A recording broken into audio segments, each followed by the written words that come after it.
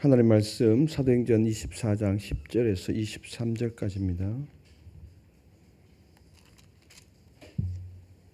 사도행전 24장 10절에서 23절까지.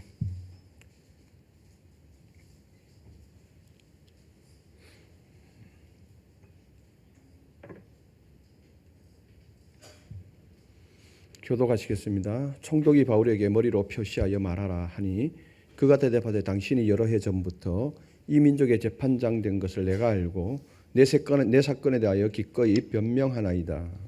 당신이 아실 수 있는 바와 같이 내가 예루살렘에 예배하러 올라간 지 열 이틀밖에 안 되었고 그들은 내가 성전에서 누구와 변론하는 것이나 회당 또는 시중에서 무리를 소동하게 하는 것을 보지 못하였으니 이제 나를 고발하는 모든 일에 대하여 그들이 능히 당신 앞에 내세울 것이 없나이다.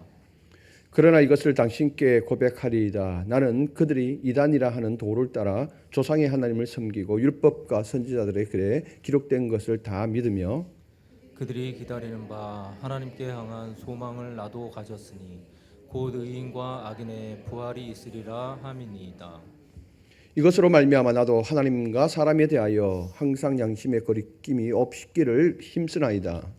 여러 해 만에 내가 내 민족을 구제할 것과 재물을 가지고 와서 드리는 중에 내가 결례를 행하였고 모임도 없고 소동도 없이 성전에 있는 것을 그들이 보았나이다. 그러나 아시아로부터 온 어떤 유대인들이 있었으니 그들이 만일 나를 반대할 사건이 있으면 마땅히 당신 앞에 와서 고발하였을 것이요 그렇지 않으면 이 사람들이 내가 공회 앞에 섰을 때 무슨 옳지 않은 것을 보았는가 말하라 하소서. 오직 내가 그들 가운데 서서 외치기를 내가 죽은 자의 부활에 대하여 오늘 너희 앞에 신문을 받는다고 한 이 한 소리만 있을 따름이니이다 하니 벨릭스가 이 도에 관한 것을 더 자세히 아는 고로 연기하여 이르되 천부장 루시아가 내려오거든 너희 이를 처결하리라 하고 백부장에게 명하여 바울을 제기해 자유를 주고 그의 친구들이 그를 돌보아 주는 것을 금하지 말라 하니라. 아멘.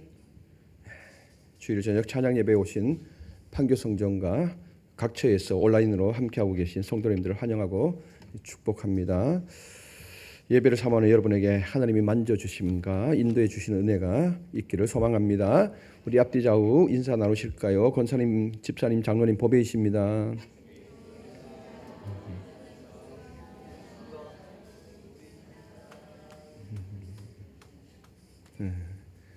점점 보배가 되어 가는 것 같습니다.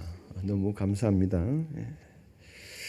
지난주에는 하나님 편에 굳건히 서 있었던 한 사람 바울, 이 한 사람을 위해서 하나님께서 어떻게 보호하고 계시는지에 대해서 우리가 생각해 보았습니다. 470명, 한 사람을 위해서 470명의 중무장한 그 로마 군인이 사도 바울을 말에 태워서 약 90km 떨어진 로마 총독부가 위치한 가이사라에 안전하게 호송을 합니다. 정말 놀라운 일이 벌어진 거죠. 아마 세계 역사상 이런 일이 없었을 겁니다. 하나님 편에 굳건히 서 있으면은 하나님이 그렇게 보호해 가신다라는 것. 이제 총독 벨릭스 앞에 인도된 바울에게 천부장이 편지 한 통을 벨릭스에게 보냈지요. 아무리 이 사람을 살펴봐도 죽이거나 결박할 사유를 도저히 찾지 못했습니다. 라고 하는 이 편지를 천부장이 벨릭스에게 보낸 거예요. 로마 시민권자 한 사람을 이렇게 어려움 가운데서 빼내서 이제 총독께 보냅니다. 라고 편지를 쓴 것입니다. 오늘 우리가 읽은 본문은 사도 바울이 총독 벨릭스 앞에서 법정에 마주하는 장면을 보게 됩니다.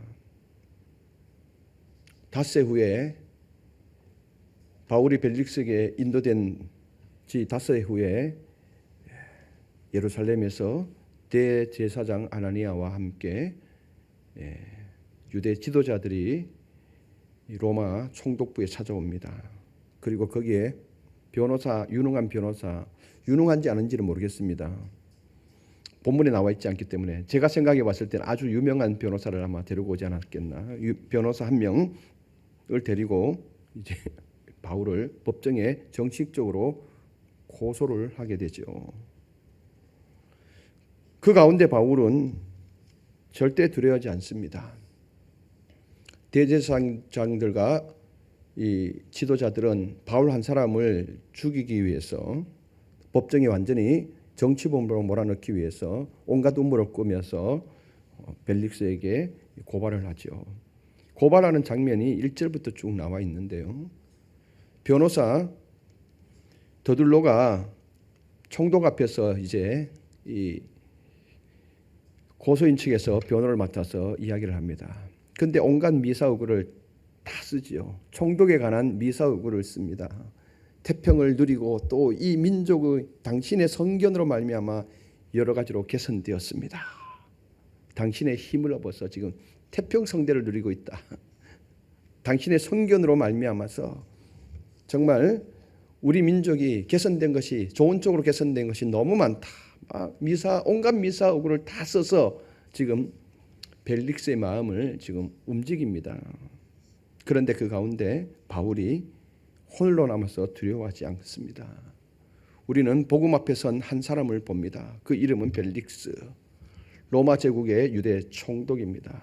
그리고 그 총독 앞에 바울이 서 있습니다. 바울은 제수의 옷을 입고 있었으나 속은 복음의 옷으로 단단히 여미고 있었던 것입니다. 겉은 제수의 옷이지만은 바울의 속은 복음의 옷으로 완전히 꽁꽁 싸매고 있었던 것입니다. 진리를 향한 충만한 복음의 사람입니다. 세상의 권력을 가진 자와 하나님의 진리를 가진 자가 마주하는 장면.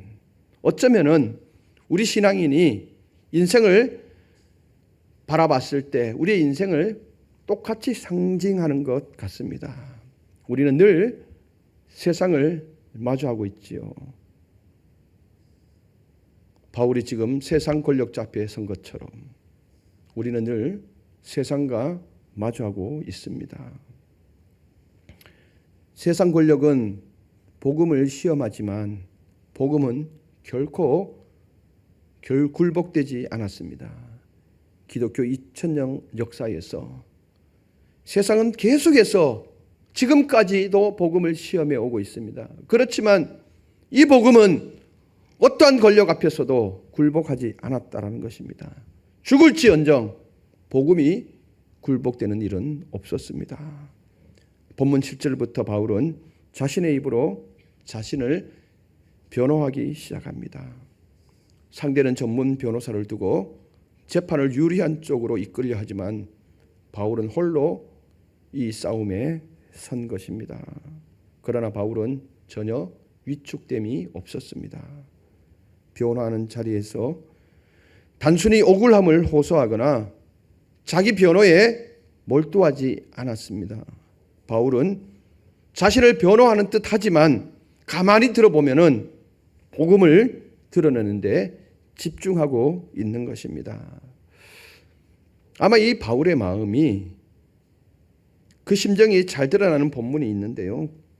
디모데후서 4장 16절 17절 말씀 한번 보실까요? 다 같이 한번 읽어보시겠습니다. 내가 처음 변명할 때 나와 함께한 자가 하나도 없고 다 나를 버렸으나 그들에게 허물을 돌리지 않기를 원하노라. 주께서 내 곁에 서서 나에게 힘을 주심은 나로 말미암아 선포된 말씀이 온전히 전파되어 모든 이방인이 듣게 하려 하심이니 내가 사자의 입에서 건짐을 받았느니라. 아멘. 이 본문은 지금 이때를 말하는 것이 아니라 나중에 바울이 로마로 호송이 되어집니다. 로마에서 이제 재판을 받게 되어지는데 그때 이제 처음 이제 신문을 받을 때에 그때는 반드시 변호사가 동행되어져야 합니다. 그래서 뭐 가족 중에 누구든지 아니면 친구 중에 누군가가 한 사람이 변호를 해줘야 되는 입장인데, 근데 그때 당시 사도 바울을 변호하는 사람이 한 사람도 없었습니다.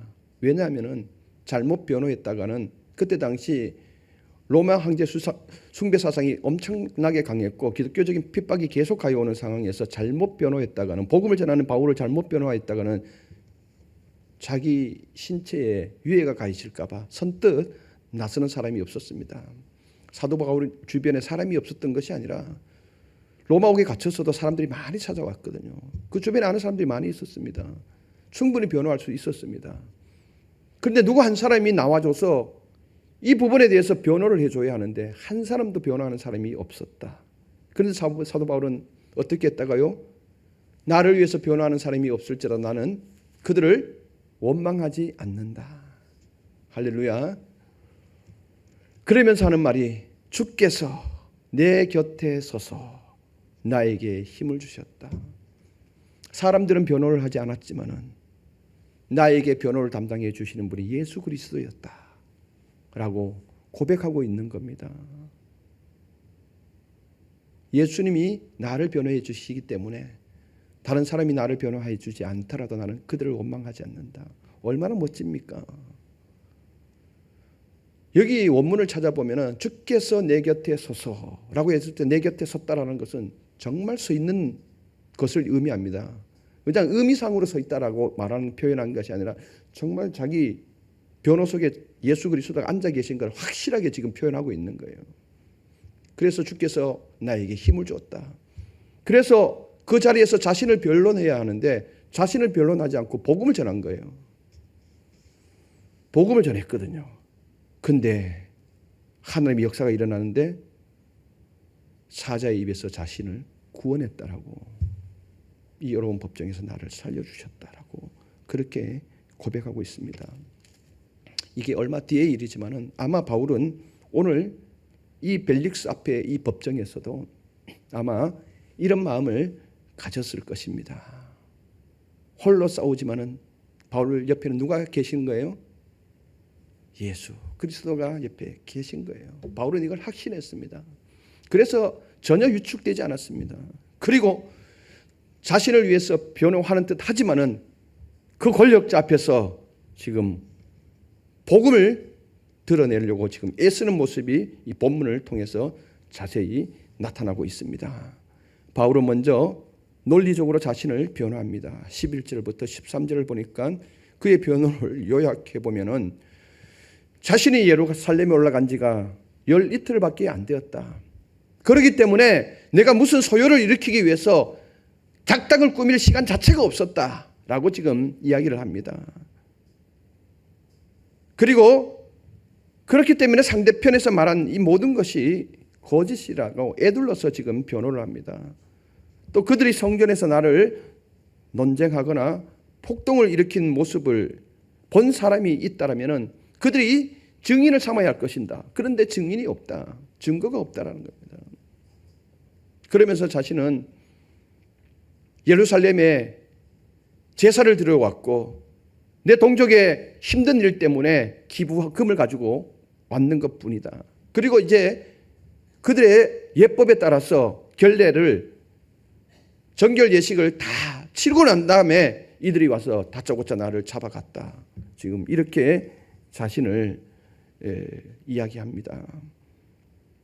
자신에 대한 고발은 모두 증거 없는 허위 사실이었음을 명확하게 밝힙니다. 바울은 사실에 근거하여서 정직하게 벨릭스 앞에서 말을 합니다. 그는 변명하지는 않지만 진실을 포기하지 않았습니다. 자신의 인생을 구차하게 변명하지 않았습니다. 진실만을 이야기한 거죠.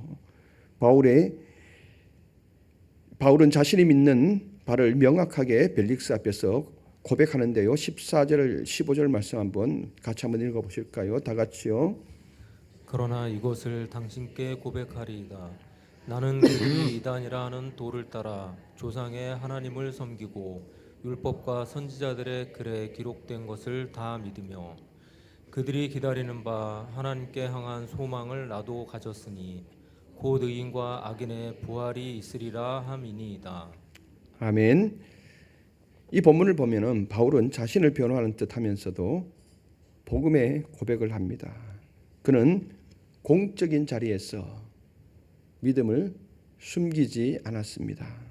우리가 여기서 주목할 것은 바울이 권력자 앞에서 복음을 굽히지 않았다라는 점입니다. 바울은 죄수이지만 복음을 붙든 자로서 너무나 당당하였습니다. 본문은 바울보다 사실 벨릭스를 더 집중하게 만듭니다. 왜냐하면 복음 앞에서 누가 자유하고 누가 갇혀 있는지가 반전되기 때문에 그렇습니다. 권력자 앞에 선 벨릭스, 권력자 앞에 선 바울, 복음 앞에 선 벨릭스. 여러분, 누가 갇혀 있을까요? 누가 자유할까요? 바울은 육체는 갇혀 있지만 영혼은 자유했습니다.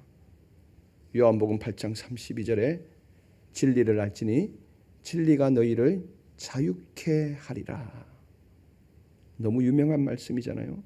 바울은 진리를 말하고 하나님 앞에 꺼리낌 없는 양심으로 살아왔으며 자신의 소망을 부끄러워하지 않았습니다. 그는 쇠사슬에 묶였지만 복음의 자유자입니다. 진리가 사도 바울을 자유롭게 했기 때문에 그렇습니다. 반면 벨릭스는 권력은 가졌지만 진리에 확연하게 눌리는 모습을 보여줍니다. 25절 같이 한번 읽어보시겠습니다. 바울이 의와 절제와 장차오는 심판을 강론하니 벨릭스가 두려워하여 대답하되 지금은 가라 내가 틈이 있으면 너를 부르리라 하고. 아멘. 바울이 찾아온 벨릭스에게 의와 절제와 장차 오는 심판에 대해서 선언을 했습니다. 근데 벨릭스가 이 말을 듣고 매우 두려워했는데, 안타깝기는 이 두려울 때 그 복음을 붙잡았어야 하는데, 지금은 가라 내가 틈이 있으면 너를 부르리라 하고. 벨릭스는 바울의 말에 무척 두려워합니다. 그는 복음 앞에 서게 되었고 분명 복음을 들었습니다. 그는 진리를 알았지만은 그 진리를 받아들이지 않았습니다. 그는 회개할 기회를 얻었지만은 미루고 망설이다 결국 잃어버리게 되었던 것입니다. 벨릭스는 많은 것을 가진 사람이었습니다. 로마 총독으로서 정치적인 힘이 있었고 유대인과 로마 세계에 대한 상식과 지식이 그에게 있었고 바울을 통해 지금 복음을 접할 기회도 있었습니다. 그러나 그는 회개하지 않았습니다. 복음을 안다고 해서 다 구원받는 것이 아닙니다. 권력도 지식도 기회도 복음을 대체할 수는 없습니다. 복음을 믿고 받아들이고 순종할 때 생명이 시작됩니다. 벨릭스는 복음을 들었지만은 듣고 그 이후에 진전이 없었던 것입니다. 오늘도 우리는 복음 앞에 서 있습니다. 바울은 복음 앞에서 믿음으로 반응했고 벨릭스는 복음 앞에서 자신의 인생을 계산하면서 미루었습니다. 정말 계산을 잘못한 거죠. 자기는 자기 정치 생명이 타격을 입을까봐 지금 주산판을 두드려 보니까 지금 이때가 아닌 거예요. 그래서 미루어 준 거죠. 근데 계산을 아주 잘못하게 된 거죠. 그의 인생에서 계산을 잘못했던 것입니다. 오늘 우리는 어떤 사람입니까? 하나님의 말씀에 바로 반응하는 바울입니까? 아니면 세상의 이익을 계산하며 미루는 벨릭스입니까? 여러분 모두 하나님 말씀에 바로 반응할 수 있기를 바랍니다. 복음은 오늘 또 여전히 우리에게 선택을 요구합니다. 그 선택은 오늘 지금 이 시간 이루어져야 합니다. 바울처럼 믿음을 고백하며 살 것인가, 아니면 벨릭스처럼 미루다가 망설이다가 끝낼 것인가. 오늘 우리는 바울처럼 복음 앞에서 이렇게 고백할 수 있기를 바랍니다. 24장 15절에 보니까 나는 하나님께 소망을 두었노라. 아멘. 한번 외쳐보실까요? 나는 하나님께 소망을 두었노라.